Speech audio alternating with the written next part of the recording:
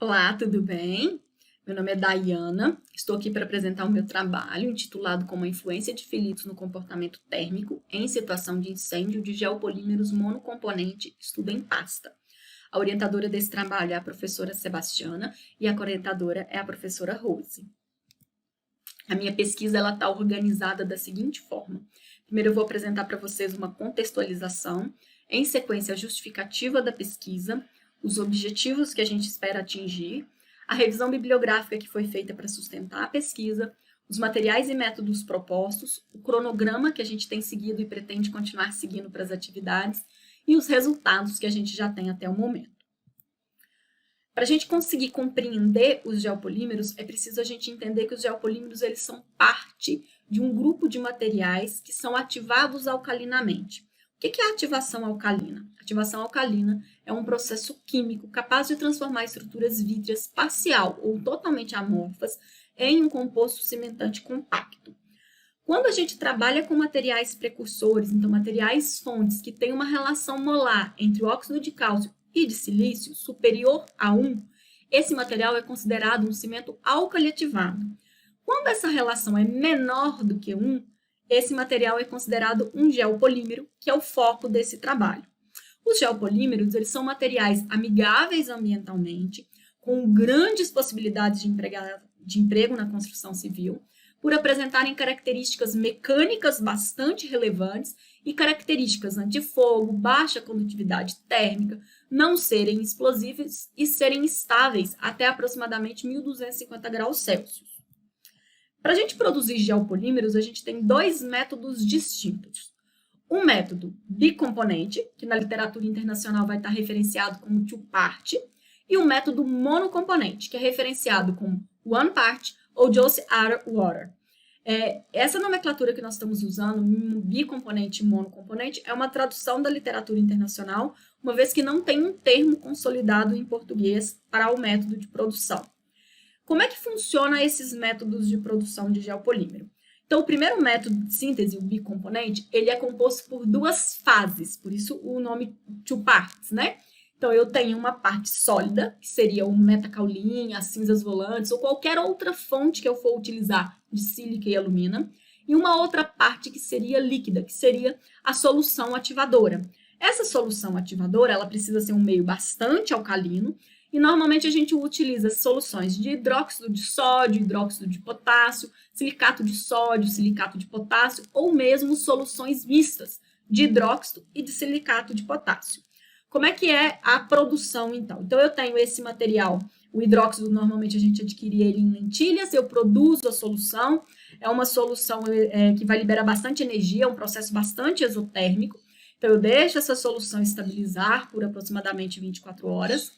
Se eu for fazer uma solução mista com silicato, eu misturo, né, homogenizo o silicato na solução de hidróxido, para depois pegar essa solução e misturar com a minha fonte de sílica e de alumina, o meu precursor, que pode ser, por exemplo, o metacaolina. O problema desse processo é os riscos que eu tenho na produção da pasta com essa solução, que é extremamente corrosiva. Então, tentando resolver esse problema do método de produção, para poder encaixar ele na indústria da construção civil, foi proposto o método monocomponente, que tenta se assimilar o máximo possível do método que a gente usa para produzir concreto com cimento Portland. Então, eu teria um material seco, completo, e a ele eu vou fazer a adição de água. Então, nesse monocomponente, eu faço uma mistura e homogeneização a seco dos materiais em pó. Tanto o precursor, a fonte de sílica e alumina, quanto do ativador, o meu metal alcalino ou os meus metais alcalinos que eu for utilizar naquele material. Posso fazer, inclusive, o processo de embalagem, de transporte desse pó seco. E na hora de aplicar o material, a gente faria a adição de água para poder produzir a minha pasta. Por que a gente está escolhendo trabalhar esse assunto? Então, primeiro, esse método monocomponente é um método ainda não tão explorado, nós ainda estamos entendendo algumas lacunas sobre o método. E depois a gente está entrando com um material que é novo, que seria o filito. O filito ele tem potencial para ser utilizado como um precursor, mas ainda existem pouquíssimos trabalhos abordando esse material enquanto precursor geopolimérico. A gente sabe que ele é uma rocha metamórfica, que é muito rica em óxido de silício e em óxido de alumínio, e por isso o grande potencial de aplicação como precursor geopolimérico. Quando a gente vai na literatura, a gente não encontra fontes, referências sobre o comportamento térmico e mesmo a síntese de geopolímeros via monocomponente, utilizando o filito como precursor. Então, a originalidade do tema está em utilizar um material e explorar as possibilidades desse material que ainda não foram exploradas. Como pergunta dessa pesquisa, como motivadora e norteadora da pesquisa, a gente pretende responder se é possível utilizar o filito para melhorar o desempenho térmico de pastas geopoliméricas sintetizadas pelo método monocomponente. Logo, o objetivo principal dessa pesquisa é avaliar o uso do filito no comportamento térmico de pastas geopoliméricas que serão sintetizadas pelo método monocomponente. Como objetivo específico, será estudado o efeito da calcinação no grau de cristalinidade de filitos, especificado traços com e sem correção para as pastas geopoliméricas, utilizando os filitos também. Vamos avaliar a extensão da geopolimerização das pastas confeccionadas pelo método monocomponente, utilizando os filitos. E vamos estudar o efeito da temperatura no comportamento mecânico e na microestrutura dos geopolímeros produzidos. Para atingir os objetivos dessa pesquisa, estruturou-se uma revisão bibliográfica que é baseada nos seguintes tópicos. Primeiro, vamos fazer algumas considerações gerais sobre geopolímeros. Em sequência, vamos discutir materiais que podem ser utilizados como precursores e ativadores. Vamos abordar a química dos geopolímeros, os métodos de síntese de geopolímeros, qual o efeito que a cura pode ter nesses materiais. E, por fim, vamos estudar os geopolímeros em uma situação de incêndio e como o filito pode ser trabalhado como um precursor geopolimérico. Bom, então vamos compreender um pouco mais sobre os geopolímeros. Para a gente compreender, é preciso a gente relembrar que os geopolímeros são um tipo de material alcalinamente ativados. O uso dos materiais alcalinamente ativados remontam a construções como o Coliseu, as termas de Caracalla, o Panteão Romano, inclusive algumas pirâmides do Egito. Então, o uso do material é bastante antigo, mas a gente ficou durante um tempo com esse conhecimento perdido, meio que deixado de lado. A gente retorna às pesquisas sobre materiais alcalinamente ativados na década de 40, com Ferretti, Purdon e Gluskov, pesquisando sobre cimentos alcalidesativados. No entanto, é na década de 70 que a gente realmente tem o surgimento dos geopolímeros, com Davidovits fazendo os primeiros estudos que buscavam materiais capazes de resistir a altas temperaturas. Davidovits estava sendo motivado por incêndios que tinham acontecido na França e esperava encontrar um material que se comportava melhor em situações de incêndio. Trabalhando os materiais alcalinamente ativados, ele foi para aquela classe de material com uma relação menor do que 1 entre óxido de cálcio e de silício e encontrou os geopolímeros. Então, esse nome geopolímero, ele origina da junção de dois termos. Gel, que referencia a terra, isso porque os principais óxidos constituintes dos geopolímeros são os óxidos de alumínio e de silício, que também são os principais óxidos constituintes da terra, e polímero, porque o material é um polímero inorgânico e procede um processo de polimerização durante a síntese do material. Para a produção de geopolímeros, a gente precisa de duas classes de materiais: materiais precursores e materiais ativadores. Como materiais ativadores, a gente pode usar hidróxidos, sais de ácidos fracos, sais de ácidos fortes ou sais silicatados. O mais comum é a gente usar hidróxido de sódio e de potássio e silicato de sódio e de potássio, sendo extremamente comum utilizar uma solução mista de hidróxido e silicato de sódio ou potássio. A função do ativador dentro do processo de geopolimerização é dissolver o precursor e provocar a reorganização da estrutura. Assim, o precursor é a fonte de aluminosilicato. De forma geral, a gente utiliza como precursor argilas de solos lateríticos e vulcânicos. A gente utiliza solos lateríticos principalmente no hemisfério sul e no hemisfério norte, principalmente Europa, a gente utiliza vulcânicos, normalmente pela disponibilidade que eu tenho do material. O precursor, basicamente, ele precisa ser um material reativo. uma vez que ele precisa ter sua estrutura desorganizada para, em sequência, ser geopolimerizada. Então, é importante que ele seja um material amorfo e com uma granulometria fina.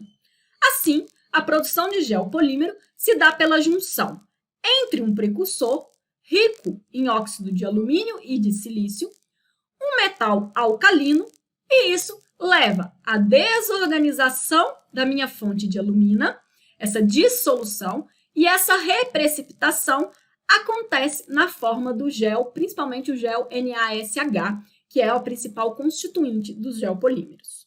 Logo, como os geopolímeros são uma junção entre uma fonte de sílica e um metal alcalino, é importante estabelecer a proporção entre os óxidos presentes para garantir as propriedades do meu material, inclusive o endurecimento, a resistência mecânica e mesmo o comportamento térmico. Assim, nós temos algumas relações que a literatura indica como ideais para alcançar a melhor resistência mecânica e também o melhor comportamento do meu material. A relação principal do material é entre o óxido de silício e de alumínio. Essa relação ela vai garantir uma resistência mecânica e o endurecimento do material. Eu só consigo um endurecimento se eu tiver pelo menos um de alumínio para silício. Então, eu preciso garantir essas relações para endurecimento e resistência mecânica. A literatura recomenda uma relação entre o óxido de silício e de alumina maior do que 2,64 e menor do que 5,5. Isso para garantir um endurecimento e uma resistência mecânica adequada. A relação entre o óxido de silício e o metal alcalino e entre o metal alcalino e o óxido de alumina, ela é fundamental para que eu tenha suficiente metal alcalino para conseguir desorganizar a estrutura do material precursor e assim ela se reorganizar como fase geopolimérica, né? Como GeoNSH. Então, para que ela consiga se reorganizar como GeoNSH, eu preciso de uma proporção mínima entre o óxido de silício e o metal alcalino e entre o metal alcalino e o óxido de alumina. Então, essas relações elas são todas baseadas no que a literatura nos recomenda. Além disso, há recomendações da literatura quanto à proporção entre água e o metal alcalino. Isso também para garantir tanto a motibilidade do metal alcalino, quanto que eu não tenha muita dispersão desse material. Então, esses valores que estão expostos na tela agora são valores que a gente considera de referência para conseguir o melhor material possível. A gente tendo essas relações, a gente pode conseguir produzir o meu material geopolimerizado. De forma geral, a estrutura que eu tenho resultante quando eu obedeço às proporções entre os óxidos são monômeros, que vão proporcionar a polimerização no material. Esses monômeros podem ter a relação de 1:1, que normalmente não alcança resistências mecânicas tão interessantes, de 2:1 ou de 3:1. A literatura também nos indica que não necessariamente essa proporção é um número exato. Eu posso ter frações desses números que também produzem materiais muito interessantes. Mas, de uma maneira simplificada, essa é uma das maneiras de enxergar os monômeros que eu tenho dentro do meu geopolímero. Para mim poder sintetizar, então, esse material que eu selecionei adequadamente a proporção entre sílica, alumina, metal alcalino, água, a gente tem dois métodos de síntese. O método bicomponente, composto de duas etapas, e o método monocomponente, que tem uma única etapa. Então, recapitulando, as etapas do bicomponente é, primeiro, a produção de uma solução alcalina, e, em sequência, a mistura dessa solução com o precursor. No método monocomponente, eu tenho todo mundo em pó, todos os meus materiais em pó, que são, por fim, misturados à água. Então, uma única etapa de preparação. Quando a gente olha para o método bicomponente, isso gera risco aos trabalhadores com o armazenamento, com o transporte e com a utilização dessa fase 1, que é a solução ativada, a solução ativadora. Essa solução ativadora ela é altamente corrosiva, implicando em risco para os meus trabalhadores. Além disso, essas soluções elas levam a uma dificuldade no controle reológico, especialmente quando eu emprego soluções de silicato, que são muito viscosas. Quando eu utilizo o método monocomponente, o processo é simplificado, uma vez que é semelhante ao que a construção civil já está acostumada, que é utilizada com o cimento Portland. O meu único grande problema com o monocomponente é que eu começo a ter dificuldades de atingir a completa dissolução. Isso porque a minha solução não é preparada anteriormente e eu não tenho um meio tão alcalino quando eu estou produzindo da forma monocomponente. Tendo feito a produção por monocomponente ou por bicomponente, vai ocorrer o processo de geopolimerização. Como é que esse processo acontece? Então, a primeira fase que eu tenho é a dissolução. Então, eu tenho o desordenamento da minha estrutura, a quebra da estrutura do meu material precursor, que em sequência começa a se condensar. Eu começo a ter uma fase rica em alumina e em sequência uma fase rica em silício. E essas fases começam a se organizar naqueles monômeros. Com esse processo avançando, acontece o processo de polimerização e eu tenho a junção das organizações tanto de alumina, aqui em laranja, quanto de silício, formando os tetraedros de alumina e de silício dentro do meu material geopolimerizado.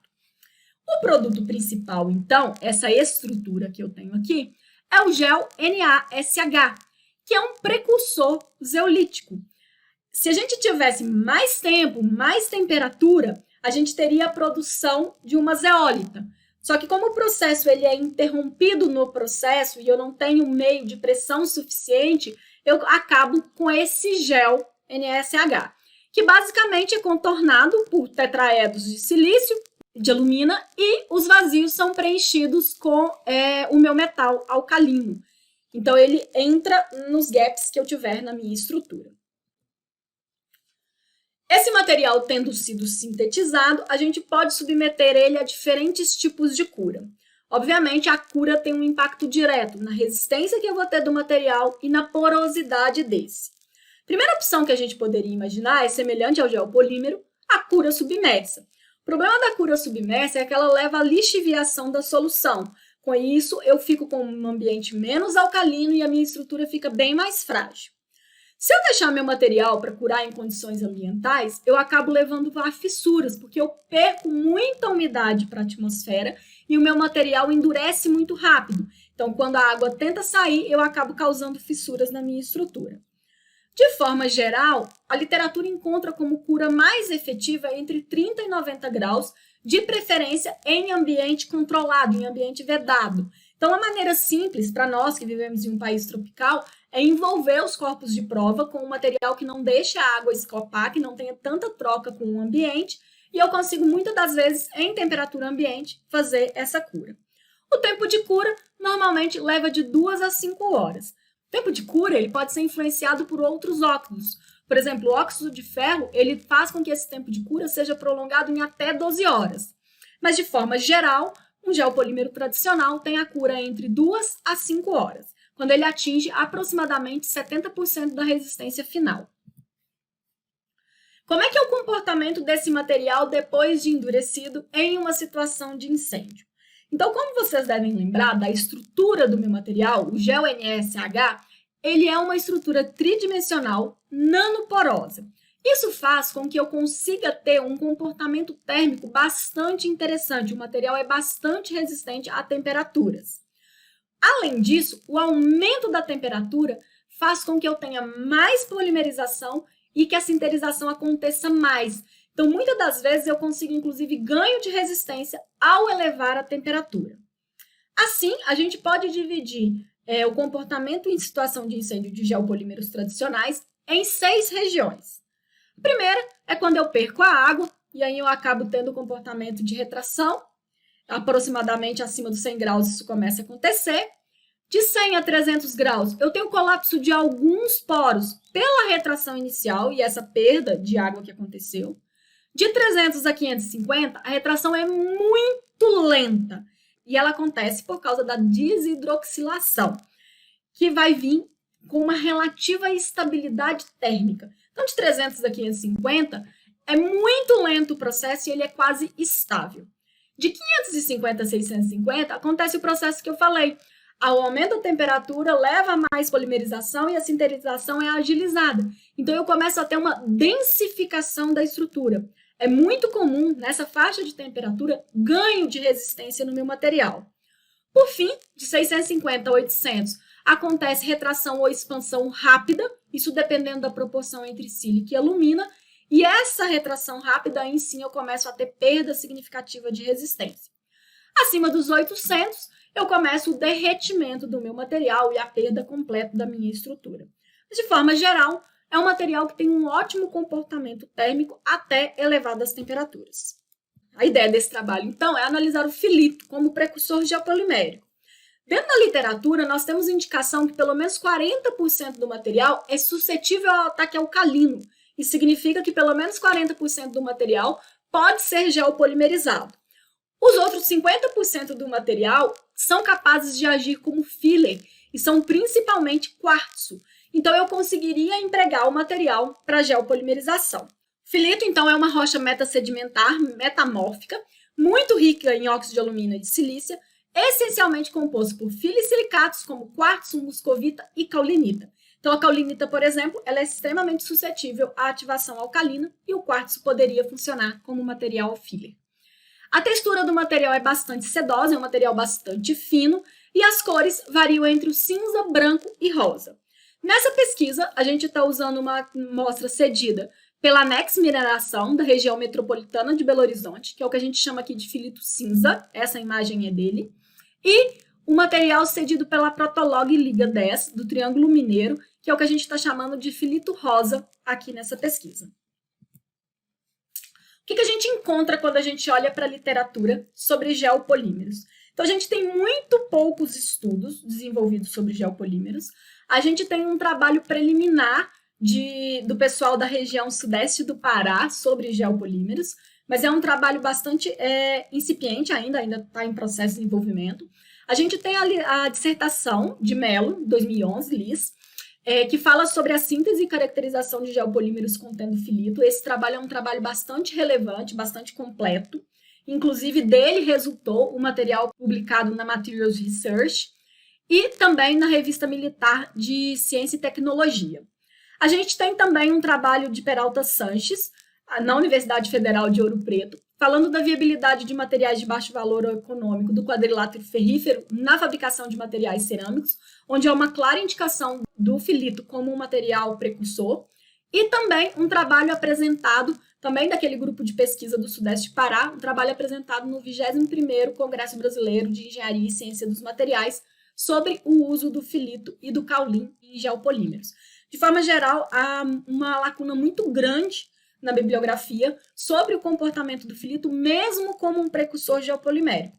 Sobre o comportamento térmico de materiais geopolimerizados a partir de filito, a gente não encontrou na literatura material de referência até o presente momento. Esse trabalho ele é um estudo essencialmente experimental. Então, é proposto que a gente faça a sintetização por método monocomponente de 2 diferentes filitos e avaliação do comportamento térmico das pastas resultantes. Usaremos o filito rosa, que é o doado pela Protolog Liga 10, do Triângulo Mineiro, e o filito cinza, que é o doado pela Anex Mineração, da região central de Belo Horizonte. Como metal alcalino, nós utilizaremos uma combinação de hidróxido de sódio em lentilhas e silicato de sódio alcalino em pó.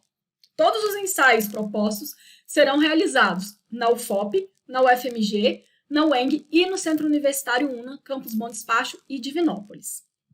O método proposto ele é dividido em 4 etapas, baseado nos objetivos específicos. Então, cada fase pretende atingir um objetivo específico. A fase 1 será estudado o efeito da calcinação no grau de cristalinidade dos filitos. Na fase 2, com base nos resultados que obtivermos da fase 1, será feito a dosagem e o planejamento das pastas geopoliméricas. Na fase 3, avaliaremos a extensão da geopolimerização no material em condições ambientais. Na fase 4, será avaliado o comportamento térmico dessas mesmas pastas. Para isso, então, a fase 1 ela é constituída primeiro pela avaliação da composição química, do teor de cristalinidade e amorficidade, das fases amorfas presentes, da análise térmica e da calcinação do filito rosa e do filito cinza. Essa calcinação ela foi feita a 500, 600, 700, 900 graus Celsius e, em sequência, foi avaliado o grau de cristalinidade e as fases amorfas desse material calcinado, de todas essas amostras calcinadas. Com o resultado, foi possível selecionar a temperatura ideal de calcinação, que será em breve avaliada dessa amostra a composição química, área superficial e atividade posolâmica. Para a composição química, a gente está avaliando por meio de FRX O teor de cristalinidade e amorficidade a gente está avaliando por DRX. As fases amorfas presentes estamos avaliando por DRX e complementando por FTIR. E as análises térmicas foi feito por termogravimetria. A composição química do material após calcinação será feita por FRX também. A área superficial será avaliada por BET e granulometria a laser, e a atividade pozzolânica será avaliada por Chapelle. Tendo feita a caracterização do material precursor, sendo selecionada a temperatura ideal para o filito rosa e para o filito cinza, e esse material, a temperatura ideal, tendo sido caracterizado, será feita a dosagem das pastas. Será feita a dosagem de 4 pastas, considerando 4 percussores diferentes. O filito rosa, calcinado à temperatura ideal, e o filito cinza, também calcinado à temperatura ideal. No filito rosa, será feita uma outra dosagem com o filito rosa, mas corrigindo o teor de silício do material. No filito cinza, será, além do material in natura, feita uma dosagem com material com correção de teor de alumina. Esse material, esses 4 percussores, serão ativados alcalinamente pelo método monocomponente, gerando uma pasta de filito rosa com correção, uma pasta de filito rosa sem correção, uma pasta de filito cinza sem correção e uma pasta de filito cinza com correção. Tendo produzido as 4 pastas, elas terão a extensão da geopolimerização avaliada pela composição química, determinada por FRX, o arranjo atômico, avaliado por DRX e FTIR, a microestrutura, avaliada por MEV e MET, a caracterização física, avaliada por picnometria de hidrogênio, o calor específico, o coeficiente de expansão térmica, a condutividade térmica e a absorção de água. A caracterização mecânica, que será constituída por ensaios de resistência mecânica com pressão simples nas idades de 7, 28 e 100 dias. Na fase 4, será avaliado o comportamento térmico das pastas, que serão submetidas às temperaturas de 200, 400, 600, 800 e 1000 graus Celsius. Após cada uma dessas temperaturas, as amostras frias serão avaliadas também, quanto à composição química, arranjo atômico, microestrutura, caracterização física e caracterização mecânica, exatamente como o material in natura foi avaliado, de maneira a comparar os resultados e observar o comportamento mecânico nas diferentes temperaturas. Nesse momento da pesquisa, já temos alguns resultados preliminares. A fase 1 já avançou até o momento de seleção da temperatura, que são os resultados que eu vou indicar agora.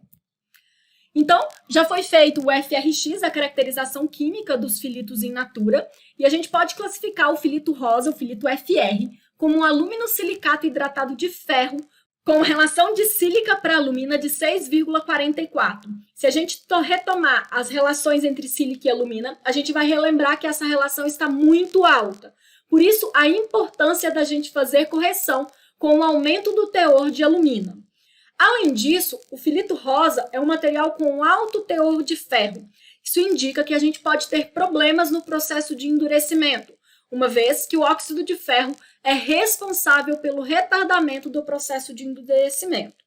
Já o filito cinza, FC, pode ser classificado como um aluminosilicato hidratado de potássio com relação sílica-alumina de 3,16. A relação mínima indicada pela literatura é bastante variável, mas a gente encontra uma consonância a partir de 3,3.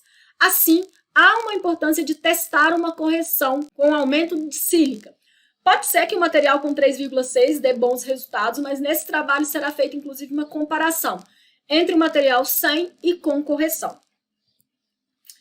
Tendo feita a caracterização química, foi feita a caracterização das fases presentes e o grau de cristalinidade foi estimado em 52,6 para o FR, filito rosa, e 58,2 para o filito cinza. A amorficidade ela é extremamente importante para que eu tenha a ação da fonte alcalina na estrutura e para que eu consiga desorganizá-la para ela, em sequência, conseguir geopolimerizar. A gente nota, além disso, dessa amorficidade que é relativamente baixa, a presença das fases cristalinas principais, como de quartzo e muscovita. Além disso, quando a gente analisa o FTIR do material, tanto o FC como o FR, a gente observa sítios de alumina 6, que é um material pouco reativo. A calcinação ela é capaz de reordenar a alumina para 4 ou 5, que são fases muito mais reativas. Quando a gente analisa a análise termogravimétrica, a gente observa que há mudanças de fases no filito rosa, 600 graus, até 600 graus mais ou menos, e no filito cinza até 900 graus. Então, é proposto que a gente faça a calcinação dessas amostras para aumento da reatividade. As temperaturas selecionadas foram com base no que a gente observa na termogravimetria. Então, esperamos que essas mudanças de fases sejam capazes de gerar uma maior amorficidade no material. Tendo feita a calcinação, então foi feita a calcinação do material a 500, 600, 700, 800 e 900 graus Celsius. Essa imagem mostra o material exatamente nessa ordem. Então, aqui embaixo a gente tem o material in natura, em sequência 500, 600, 700, 800 e 900 graus Celsius. As condições de calcinação foi calcinação por 2 horas com uma taxa de aquecimento de 10 graus Celsius por minuto. E após a calcinação das amostras, foi feita a avaliação visual, onde a gente observa a mudança de cor. A gente observa que a mudança de cor mais intensa acontece no filito cinza, mas o filito rosa também sofre o processo. Foi feito o DRX e pelo DRX foi possível verificar a evolução do grau de cristalinidade estimado.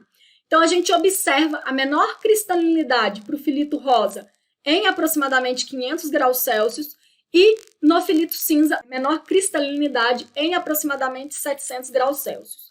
Tanto o DRX quanto o FT do filito rosa e do filito cinza calcinado e virgem mantém as fases cristalinas da muscovita e do quartzo, e a gente tem uma reorganização na estrutura da alumina no material, tornando então ela mais reativa.